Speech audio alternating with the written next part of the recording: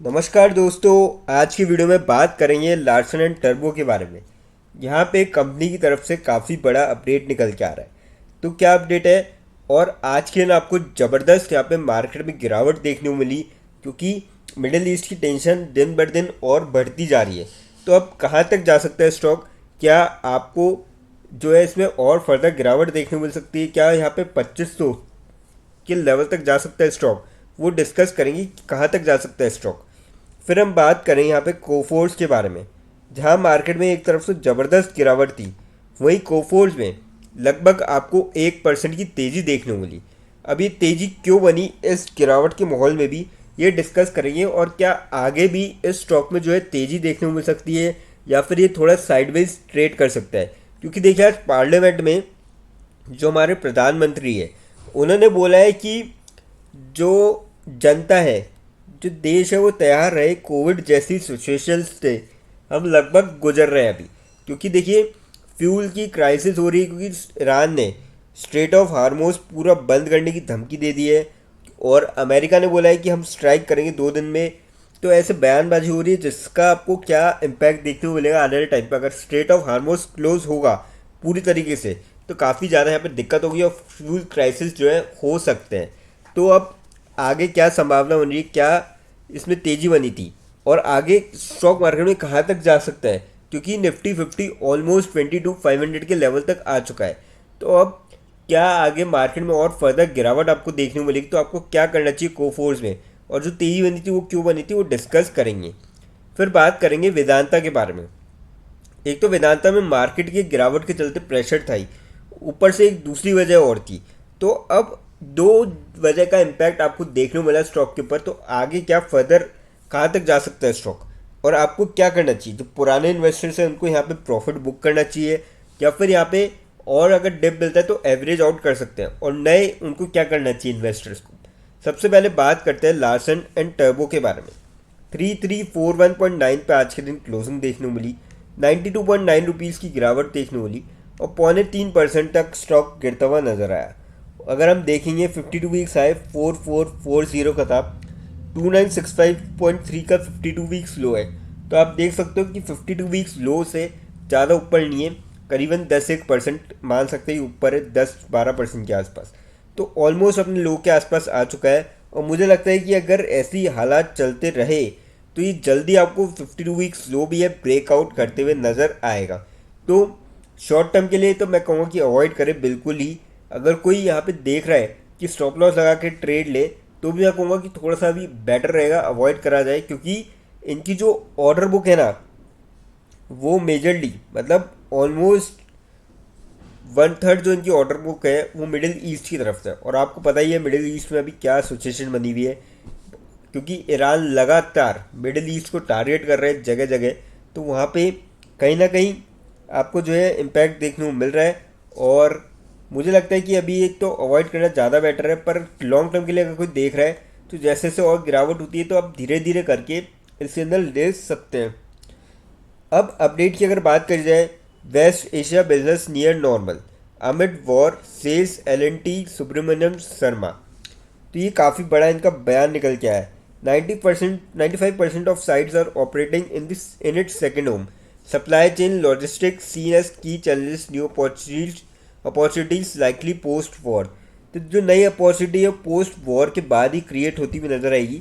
तो ऐसे में जो है काफ़ी बड़ा यहाँ पे इनका बयान निकल के आया है। तो मैं कहूँगा कि लॉन्ग टर्म में कोई जो भी देख रहा है वो थोड़ा सा यहाँ पे जा सकता है। अब देखिए, आप West Asia conflict has weighed heavily on stock which has plus 20% since February 27। लगभग एक महीने में 20% तक आपको गिरावट देखने को मिल चुकी है। तो मैं तो कहूँगा लॉन्ग टर्म वालों के लिए अपॉर्चुनिटी है, इसका जो है फ़ायदा उठा सकते हो। अब बात कर जाए कोफोर्स की। 1098 पे आज के दिन क्लोजिंग देखने को मिली। 8.7 रुपीज़ की तेज़ी देखने को मिली, और 0.8% तक स्टॉक चढ़ता हुआ नजर आया। बीते एक महीने में अगर आप रिटर्न देखोगे 15% के आसपास तक नेगेटिव रिटर्न। पर आज के दिन जहाँ पूरे मार्केट में ज़बरदस्त गिरावट थी, तो उस समय लगभग 1% तक स्टॉक क्यों चढ़ा आज के दिन, वो डिस्कस करते हैं। सुबह देखिए, जबकि मार्केट के साथ ही चल रहा था स्टॉक, पर फिर भी ये देखिए आप अचानक से 9:30 बजे एकदम तेज़ी बनी और फिर उसके बाद ये तेज़ी ऊपर जाके क्लोज होंगी।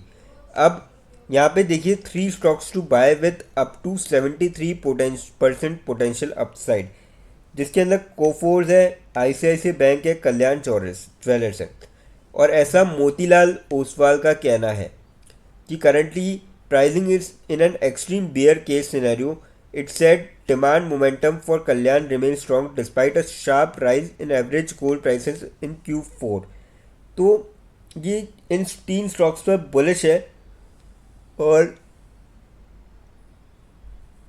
आज ही के दिन इन्होंने जो है बाय की रेटिंग दी है इन 3 स्टॉक्स पर, तो जिसका आपको असर देखने को मिला है। आज लगभग कोफोर्स 1% तक चढ़ता हुआ नजर आया और कहीं ना कहीं अगर ये कह रहे हैं 73% का अपसाइड, तो मैं ये कहूँगा कि अगर कोई ले शॉर्ट टर्म के लिए तो स्टॉप लॉस लगा के ले, बाकी लॉन्ग टर्म के लिए आप ले सकते हो क्योंकि इसमें भी अच्छी खासी गिरावट है। ईयर टू डेट अगर आप देखोगे 33.69% की, 1650 रुपये का स्टॉक आज 1100 हो चुका है। 1 जनवरी 2026 को था और लगभग 3 महीने बीतने का आ चुके हैं। पहले क्वार्टर में अच्छी खासी गिरावट है, तो इसका जो है फ़ायदा उठा सकते हो, जिसका भी लॉन्ग टर्म का पॉइंट ऑफ व्यू है।